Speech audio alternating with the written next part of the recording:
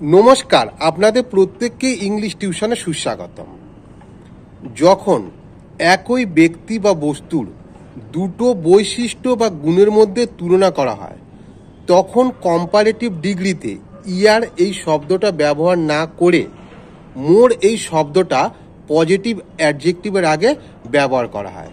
যেমন, রুমা যতটা বুদ্ধিমতী তার থেকে বেশি পরিশ্রমী। Ruma is more industrious than intelligent. এখানে রুমার দুটো গুণের উল্লেখ রয়েছে, একটা বুদ্ধিমতী আর একটা পরিশ্রমী। তো যেটা অপেক্ষাকৃত বেশি তার আগে এখানে মোর শব্দটা ব্যবহার করা হয়েছে। আর একটা হলো, এই আমটা টকের তুলনায় মিষ্টি বেশি। This mango is more sweet than sour. এখানেও যে গুণটা বেশি তার আগে মোর শব্দটা ব্যবহার হয়েছে। ধন্যবাদ।